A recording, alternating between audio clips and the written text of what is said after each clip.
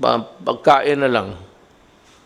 Kasi kung ibigay mo baka itong mga wala ng trabaho, ibigay mo naman sa asawa yung pera, maglasing doon sa labas, tapos pagbalik, inutil na nga ang putang ina niya, bubugin pa ang asawa.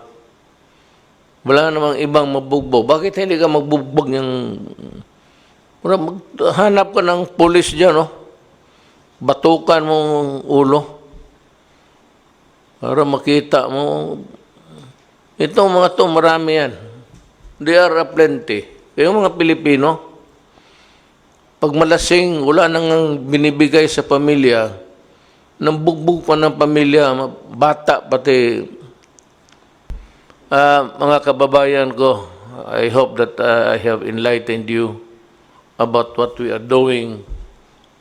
Lahat ito wala. Itong lahat discussion ito, COVID, tapos to protect and save the Filipino. That is all there is to it. Maraming salamat po.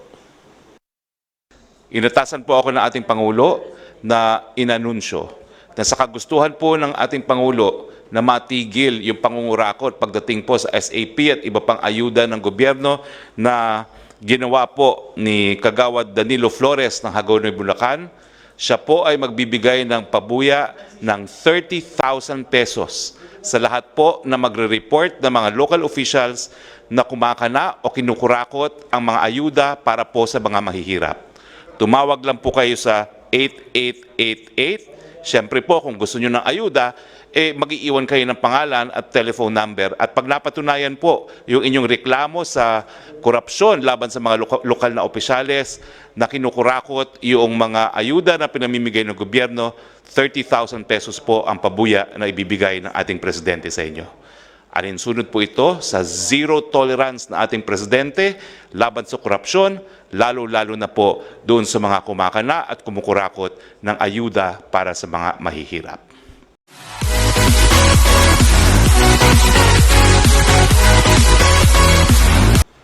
Ang masakit lang sa akin is that now that they need desperately the help of the manpower of other countries, and in a jiffy, they are given the necessary traveling documents. Tapos, to our disadvantage, really. Because it's -1, -2, -3, depending on ilan. Ang problema, sabi ko, we'll have to look into this again. It has to be this week. Maybe 2 days from now, we'll have to meet again and consult legal si Secretary Guevara whether or not it would be legal for us to just stop the migration of health workers simply because they are being taken in a place where there is so much kawawa yung Pilipino eh. So, sabi ko, mapag-usapan natin yan. So it has to be tackled by the... So that, make it clear, we are... don't cut this particular portion because it's very important. It's a more valid reason to stop a doctor or a nurse than the previous one, which said that we will be deprived of workers. Walang ano yun, walang masyadong, no leg to stand on actually. But this one, if I send you to a war front, the enemy is the COVID, the microbes, parang maawa ako. Please do not misunderstand me. I am making it clear now I do not want you to go there and come back in a coffin.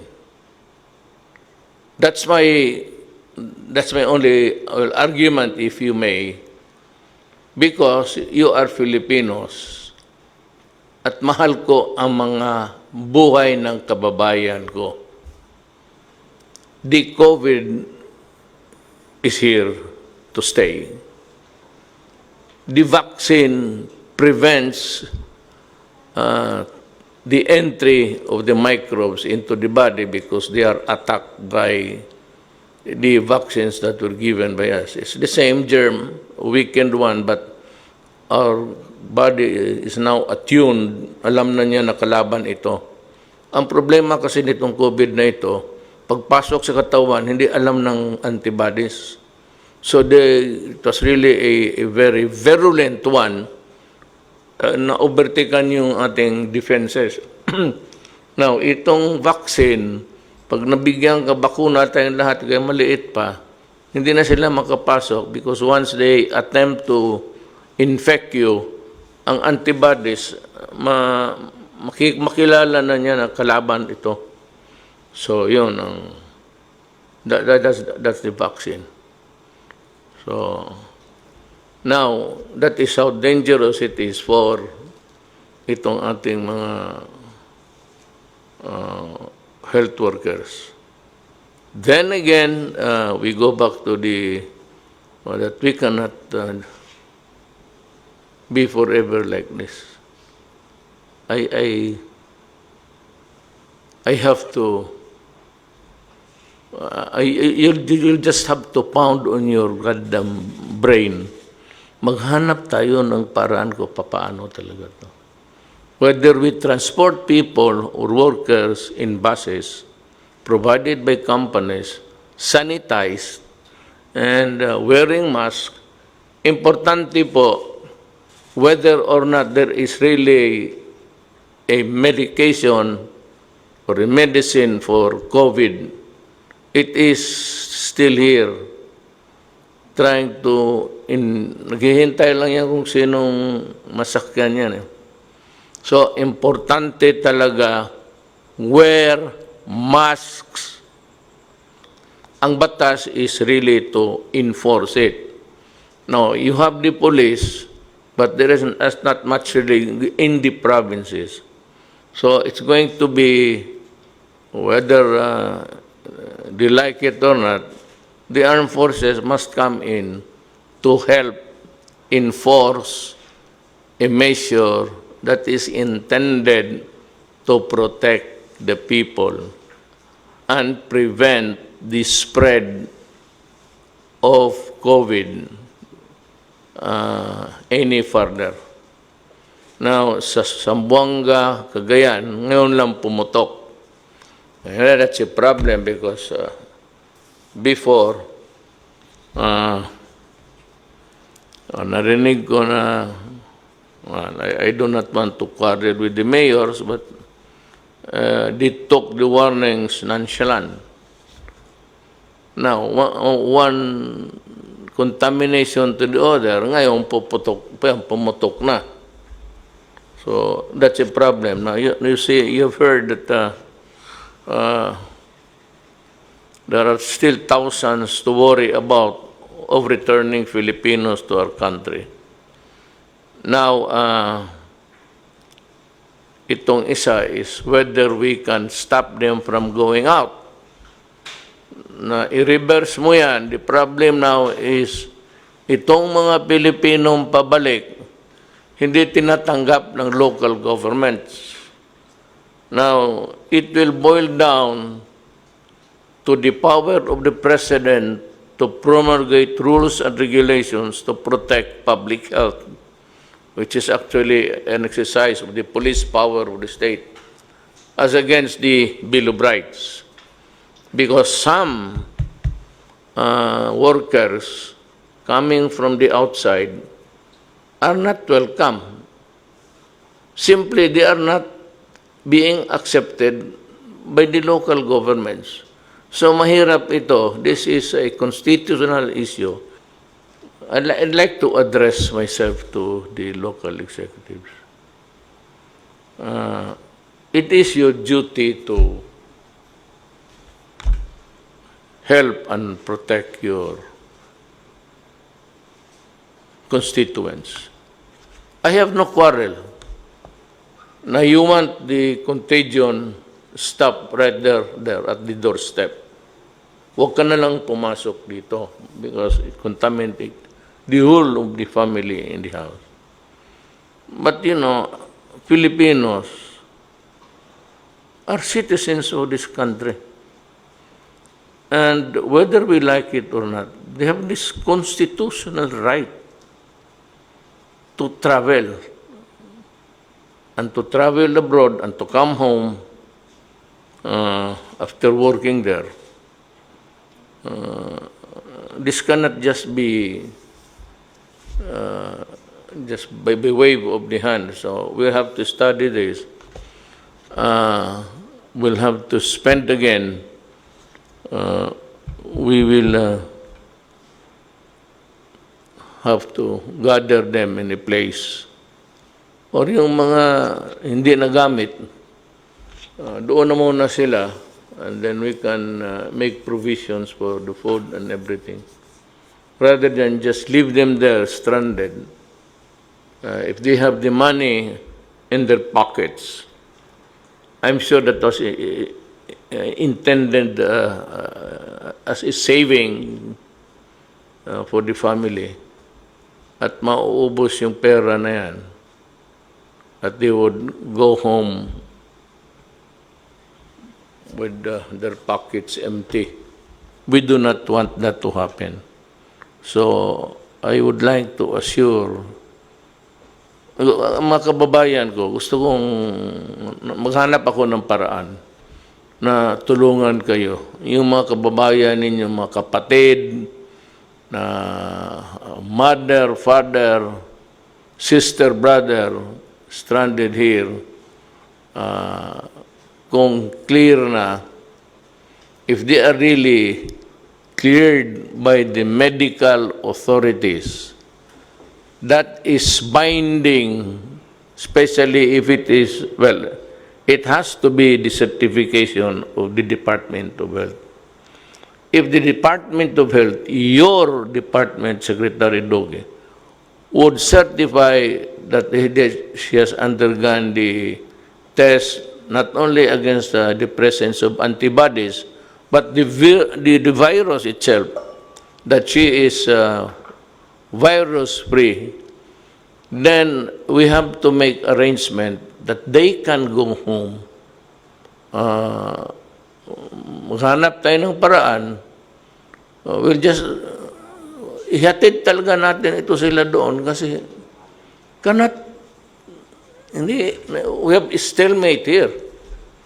What do we do with people waiting tapos okay naman sila? So, you have to go into a testing each and every one of them and find out if they are fit to return and that she or he is not a threat to the community. But to say that just hindi kayo pwedeng pumasok even coming from abroad, and even if staying there for already more than 14 days without anything happening to them, then the national government, makinig kayong local executives, the national government will insist that you accept the OFW. Magkakaroon ho tayo ng problema if you resist. Because then, as a worker of government, it falls upon my shoulders to see to it that everything is done fair and I'll listen to Vince, okay. Mayor, just on that note po, just for your information po, Nung pong nag-lockdown po tayo nung March, meron pong mga 200 na OFWs na na-stranded po sa Clark. Most of them from Mindanao, 38 of them from Davao. And we took care of them po. We housed them in a hotel for about a month and a half now. And I'm happy to report po, through the help of the Department of Transportation and the National Task Force, today po, the 38 Davao residents already went home to Davao today. Sir, actually, sir, we have prepared for the OFWs for their return. In fact, they're being fed by OWA. The hotel accommodations is being paid by OWA and also by the manning companies. So they are well taken care of, sir. Then we will give you a presentation by Mr. Vince Dison on how we will immediately swab we organize a micro swabbing areas so that all the OFWs will be swabbed immediately so that they can go home.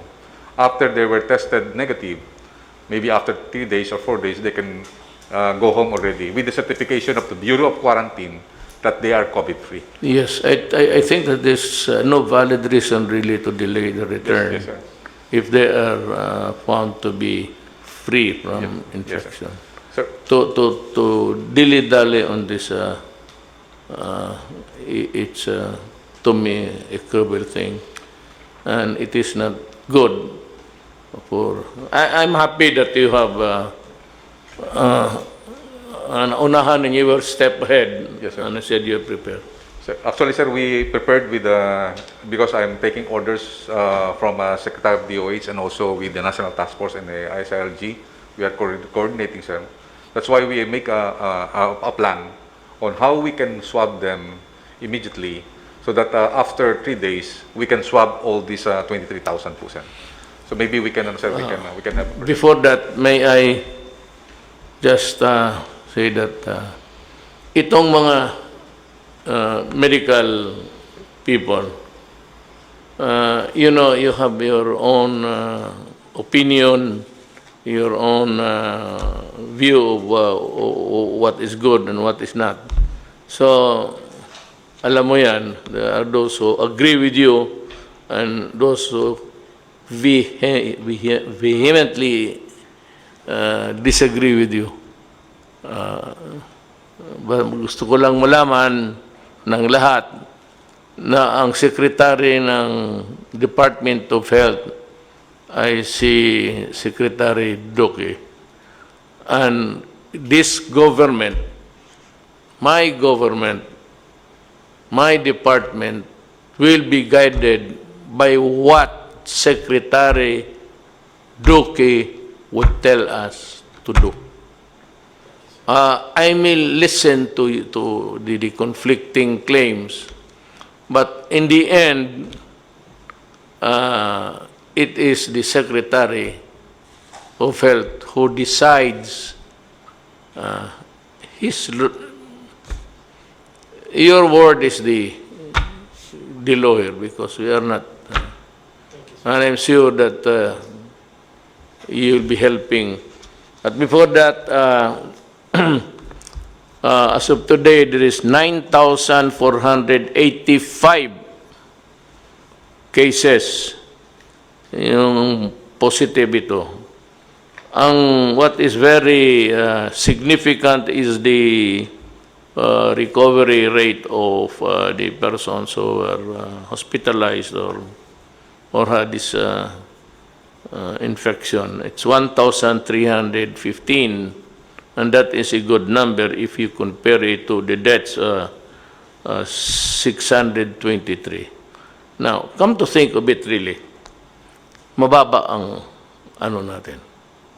They said that itong koronang putres na to has a hard time surviving in a hot, high temperature. So pagka ganon, maybe that explains the reason why na hindi naman masyado marami. Look, cooperate with us, wear a mask, because if not, kung magsabay-sabay, then we will have an overload. Now, do not tell me later on na hindi tayo nag-prepare because we have so many hospitals. That's why it's called pandemic. It's local, it's epidemic. Pandemic is worldwide. Tinamaan lahat. So, just cooperate because wala naman kami hangarin dito para pahirapan kayo. As a matter of fact, we are really trying to figure out how we can ease up the miseries that has been imposed on us. I just wanted to start po, with the permission of Secretary Duque and Secretary Galvez, with a quote from the WHO, no? And I think it's very important for us to understand how important testing is in this battle against COVID-19. And I just want to read the highlighted part. You cannot fight a fire blindfolded. And we cannot stop this pandemic if we don't know who is infected. There is a simple message for all countries, and that message from the WHO is to test, test, test. Sabi nga po ni General Galvez, kumbaga sa gera po, kailangan i-unmask natin yung kalaban, no? Kasi kung hindi natin iti-test, hindi po natin alam kung sino po ang nahawaan na nitong kalaban na ito. Ang kalaban po ay yung disease, hindi po yung taong may sakit. Ang kalaban po ay yung sakit itself. But to unmask that, we have to test. So, it also, I think, is very important, especially from a communications point of view, Mayor, that we need to ramp up testing to save lives. And alam niyo naman po, yung mga kababayan natin, marami sa kanila, higit na nakararami sa kanila, ganito po silang mamuhay, no? Dikit-dikit sa bahay, wala naman pong ability to self-isolate. So, kailangan po talaga i-test natin ang mga kababayan natin para po mahiwalay natin ang mga may sakit dun sa hindi may sakit. At protektahan po natin yung further spread ng COVID-19. And as you said earlier, Mr. President po, hirap na po mga kababayan natin, hirap na po ang ekonomiya. Kaya the only way, and this is just drawing from the global examples, sa New Zealand po, nakawala po sila sa lockdown simply because they moved swiftly, they tested widely, and they relied heavily on good science. And I think we are guided by Secretary Duque and his team on the science part. What the challenge now is really how do we ramp up our testing to the levels in which we can be comfortable enough to start easing the restrictions, because we know that if we have the testing capacity, mabilis po tayong makakatest, mabilis po nating ma-identify kung sino ang may sakit, at dahil dun po mabilis natin silang ma-isolate at mapipigilan ng pag-surge ng infection sa community. So, the first critical issue po with respect to testing is the laboratory testing. Ito po yung sinasabi po kanina ni Secretary Duque na matagal na talaga niyang tinutulak na mag-ramp up po tayo ng lab testing, yung pong tinatawag na RT-PCR. This is really the most effective way of testing for COVID-19. So, just to give us an idea, in February of 2020, we had 3 laboratories. Now we have 20 laboratories. Luzon, Visayas, Mindanao na po yan.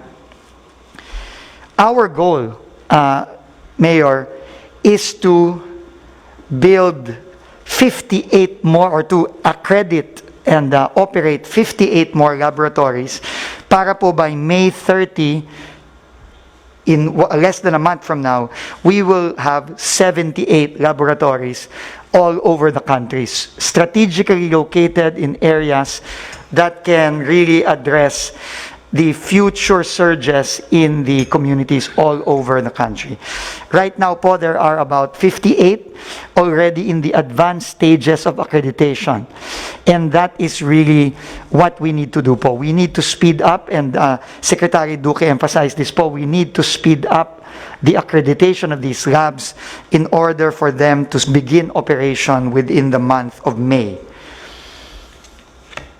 As an example po, no, this is really not meant to either pat our backs or also at the same time belittle us. But if we look at Vietnam, Mr. President, Mayor po, no, Vietnam po, in January of 2020, had 3 labs. Tatlo po ang laboratories nila. Ngayon po, they now have 112 laboratories. No, and this is, I think, we can draw from the experience of Vietnam and all other countries like Korea and Germany, those that have tested very, very swiftly and very broadly.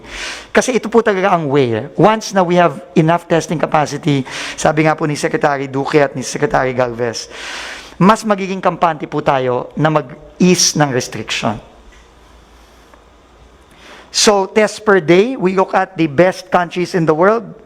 Germany is ahead, 120,000 tests per day. No, very, very aggressive po. And talaga pong gumastos sila ng katodo-todo dito. No? This is not cheap. ART-PCR test ranges anywhere between, I think, 2,000 to, for the private labs, I think it goes up to above 5,000. No, it's not cheap. But it is absolutely necessary po. We need to really invest in the testing capacity. Also because we know that a vaccine is not forthcoming soon. After detecting, testing, and tracing, we need po to isolate. Kaya po nung kaka-appoint lang po ni Secretary Galvez, as Chief Implementer, tinawagan po niya si Secretary Villar and myself para po bilisan ang pagtatayo ng mga mega quarantine facilities. At kailangan na rin po nating i-fast track ang construction ng mga ito sa iba't ibang lugar sa Pilipinas. Nung pong Saturday, nasa Zamboanga po kami ni Secretary Galvez, and tutulungan na po natin si Mayor Ben Climaco na magtayo ng quarantine facilities nila dahil nga po may upsurge in cases sa Zamboanga. So we have to isolate them.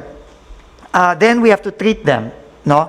Yung isolation po and treatment, they go hand in hand because we want to make sure that our hospitals do not get too congested. Under the efforts po of the DOH and the IATF, nagtayo po tayo ng mga mega swabbing centers. Dahil po hindi lang lab, Mayor, ang ating challenge, no? Kasi po, kahit na po tayo may lab, kung wala naman pong specimen na itetest yung lab, hindi po natin matetest ang ating mga kababayan. So ngayon po, may napakalaking effort initiated by the Executive Secretary na kumuha po ng mga volunteers from all government agencies to come out and help in the swabbing and encoding and barcoding of our mega swabbing centers. We are building 4 today. We started po last week, and they will all be completed this week. Secretary Galvez. Yes, sir. For now, sir, we will prioritize the 25,000 OFWs. As per your instruction, we will make sure that they will go home immediately. Sir, I would like to report on my compliance to you pertaining going to the field. So when we heard that Zamboanga is already there is a spike of cases, we talked with the mayor, and as immediate actions that you have give the instruction, we visited the 3 laboratories there in Zamboanga, and we brought 1,100 kits po, sir. Yun po ang instruction sa akin na pag kami nangangailangan, kailangan po ibigay po kaagad. So kahapon po, nagpadala ulit tayo ng another C295, yung more or less na 46 boxes ng RITM para ma-operationalize yung Department of Agriculture Laboratory, na doon po nilagay yung laboratory po ng ating mahal na Secretary Duque. baka maging operational na po yun within the month. So tatlong laboratory po ang itatayo po natin sa Zamboanga City to also cater yung Zamboanga Peninsula, Basilan, Sulu, and Tawi-Tawi. Sinabi ko po kay Mayor na kailangan po pangalagaan niya rin po yung Bangsamoro dahil kasi yung kanya pong location, isa po ang melting pot ng barn sa Region 9. And he accepted he want to convey her thanks to you, sir, for acting immediately during the time that they need, because they text me and they said please help us. So immediately the Secretary of National Defense ordered me to proceed to Zamboanga City, sir. So I complied, sir, with your instructions, sir. And our PPE 200,000 will be brought to Davao as per instruction also. It will be our main depot, so that all the supplies be needed by Mindanao will be taken from Davao, sir. I'd like to thank everybody, beginning from Secretary Duque, Secretary Andio, Secretary Galvez, ay ang ating workhorse talaga dito. Well, I know that overwork kayong lahat, especially hurried masyado yung Secretary Duque, but that is the price of public service. You are crucified, you are lahat na criticized severely, but in the end, when you retire or even for the day, you sleep, and if you think that what you did for the country, medyo kumpante ka na. So this I would like to address myself also to General Anyo. The responsibility of controlling COVID is not a national responsibility only. A part of government, kaya nga dito, I operate as president, then since I cannot run my own errands, maraming trabaho, so meron akong Secretary of Health, because I cannot be the Secretary of Health, Defense, lahat na. So, I cannot, as the saying goes, I cannot run my own errands. I function through the cabinet, and down the line, ang local government falls under the DILG headed by Secretary Anyo. Kailangan tumulong kayo. Even in the matter of the swabbing thing, if you can provide a place for the health guys to operate comfortably and immediately, do it. Para sa inyo yon. Trabaho ninyo yan eh. Hindi lang yan trabaho ng local government. Just don't tell us to buha problema yan tapos sabihin ninyo mag-close kayo dyan. Well, I see the validity of that move. But then again, you have to, come to terms with the Constitution. I heard also, I'm sure, sa city of Iloilo, hindi ninyo tinanggap yung mga OFW. Sir, Mayor, nakikiusap ako sa inyo na sundin lang ninyo yung guidelines. I will operate through the DILG. Kasi it's either sumunod kayo or I will impose it on you. Sumunod kayo sa magandang paraan o pipilitin ko na sumunod kayo, which is actually, I do not want to embarrass people. I have full faith and confidence. Sa Iloilo siguro, I think by this time, it has been resolved. Importante lang that the returning workers, our brothers and sisters who have labored abroad to give us also their share of their income with us. Kaya yung remittances ng dollar is one of the pillars ng ating economy. GDP niya is malaki ang binibigay ng OFWs, and we do not want to repay them with this kind of behavior. So Davao, I think, Inday has accepted it according to Bong and the others. The other places do not play heroes.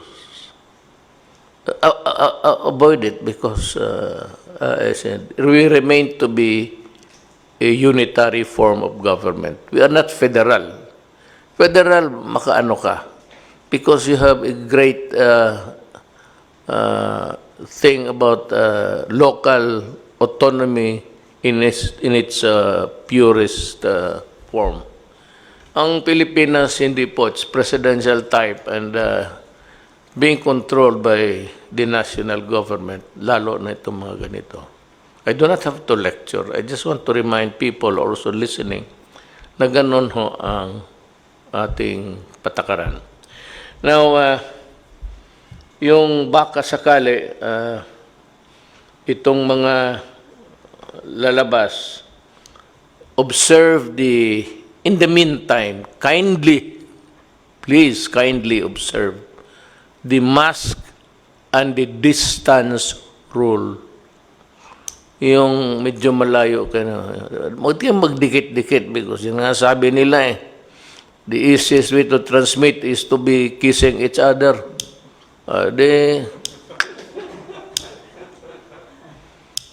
And that's the worst kind of transmission. If you want to transmit your love, go ahead. But not all people are your lovers. So you better keep the distance. At itong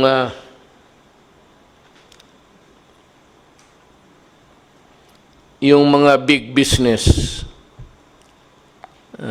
let me tell you something. Meron tayong mga problema noon, which was really part of governance, and which I hope you'd understand that it was really part of my sworn duty as an employee of the government who heads the executive department. Words were mainly mine, but if you just can't forget it for the moment, I'd like to thank you from the bottom of my heart for helping us, provide the necessities of the moment. We can, I can promise you that I'll be nice, and if you want to see me, we can talk.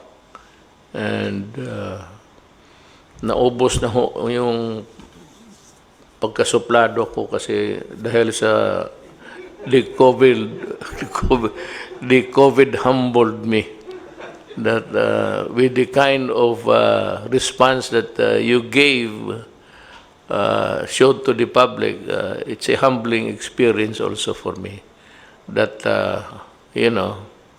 baka kailangan mo rin sila balang araw. So maybe there will be a lot of legal issues, but we can talk. I'm ready to talk, and I'd be reasonable. Yung mga masakit kong salita to the Ayalas and to si Pangilinan, I apologize for the hurting words. If you can find in your heart to forgive me, because if you do not, then I will ask, and if you do not want to forgive me, I will undercut you. I'll go direct to God. God, ayaw ako patawaran itong si, Magyaw, yaw na naman ako. So, itong pinakamahuli, I'd like to, again, it did involve pero be careful because, again, the NPAs are around. Now, there is no longer hope for further talks with season. So, itong tracing, ito bang positive ka tapos nakausap mo o na-embrace mo o naghalikan kayo tapos naghiwalay na kayo? It's the tracing eh. Iti-trace namin yung tao, sino ang mga kausap mo sa mga araw na to. Kailan ka nagkaroon ng chills, fever. So from that time, we reckon that you had already, you have been infected already, and so we begin to trace the people whom you have contact with, talk with, because easily the virus, especially if it's baski mag-usap lang, delikado ang hangin eh. So itong tracing would ito trabaho talaga ito ng mga barangay and the police. But gusto kong anuhan ang police, kaya lang times are not really normal. Talagang papatayin kayo ng NPA pag makita kayo because they want your firearms. Alam mo, mainit masyado yung M16 pati M14. I know that. They're itching to get it from you. That is why be careful kayong mga sundalo ko, pati mga pulis. Ngayon na, huwag kayong magkumpiyansa. Do not be too confident about it. Pati yung istasyon na nire-raid. They will kill you. And I'm telling you, kill them also. Kaya lang, hindi ko kayo mautosan mag-tracing. Sana madali, may sakyan. Kaya lang delikado. So, dito na ako sa local government, sa mga mayors. Secretary and you would provide the guidelines of how you can help us. We are not asking you. We are requesting you to help us. Kasi hindi talaga kaya ng national government lang. Without the local executives patay, we will crumble. So, your toil is as good as mine. Nasabay-sabay tayo. And meron dito na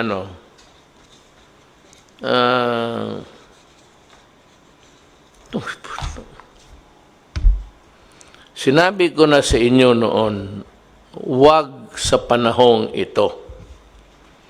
Merong mga, wala akong ayab, basta local government employees, lahat naman tayo workers eh. Diretsuhin natin, local government workers. I do not want to mention titles here. Meron, sinabi ko na sa inyo, huwag ninyo, do not, lang kay, good boy ako nga na, hindi ako magmura. Sinabi ko na sa inyo na kung may gawin kayo, huwag sa panahong ito. Alam ko noon pa, sinabi ko na sa kanila na ako nagre-resist na ipadala ko sa, alam nila yan, kasi pagdating dyan sa local government units, the mayor, si Bing, o Beng ba yan? Si Beng, pati sila Inday, talagang nagtatrabaho. Pero yung mga minsan, down the line, downstream, wala naman kang kasing walang tao na sa karami thousands ito. We requested the local government units. Ang mga mayors naman, kindly look into the people that you have commissioned to do the distribution sa pera. Kagaya nitong Barangay Kagawad Danilo Flores ng Agustin, Hagonoy, Bulacan. Ang putang ina mo, nakuha ka pa ng television na may ano doon, Grab, it's not Grab, it's actually nakuha ka, na hinihingi mo. Mahirap na nga, ikaw may trabaho ka na, kagawad ka, ang putang ina, kukunin mo pa yung pera ng mahirap. I would like to presume that you were elected because your constituents find you to be a man of integrity, honesty, and that you can perform. So, wala akong ano dyan. Kaya tingnan niyo itong mga empleyado na ito. Pati itong 4-piece. Sabi ko na nga yun, this is a directive. This is a direct order to everybody. Pag mag-distribute kayo ng pera, huwag ninyong ibigay sa mga putang inang yung mga asawang na. Ibigay ninyo sa babae, to the wife. Huwag ninyong ibigay dyan sa mga lalaki, mga wala na nga ginagawa, walang trabaho, walang binibigay sa pamilya, at mayroon pang dadating na pera, sinusugal naman ninyo, iniipot.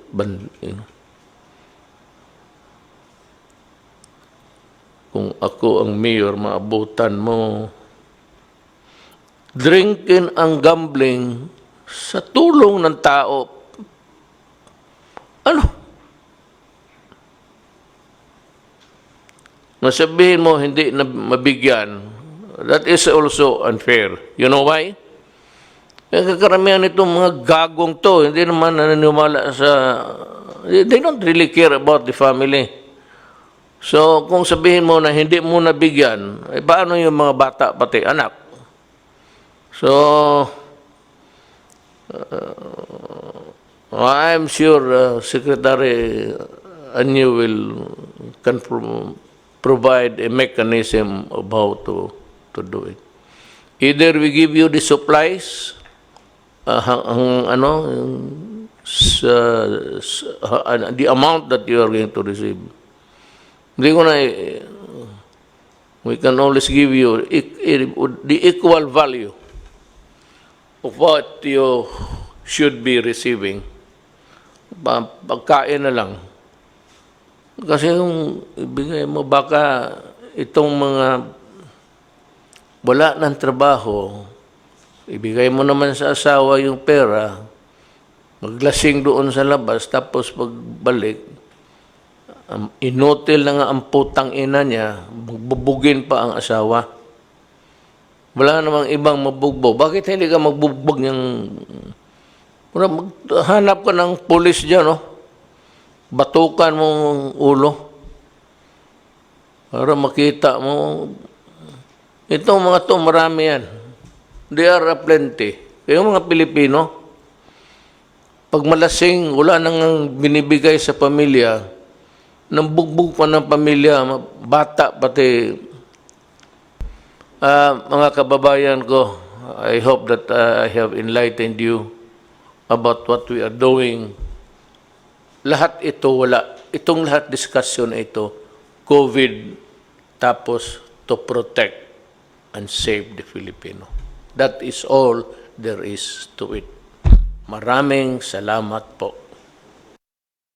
Inatasan po ako ng ating Pangulo na inanunsyo na sa kagustuhan po ng ating Pangulo na matigil yung pangungurakot pagdating po sa SAP at iba pang ayuda ng gobyerno na ginawa po ni Kagawad Danilo Flores ng Hagonoy, Bulacan.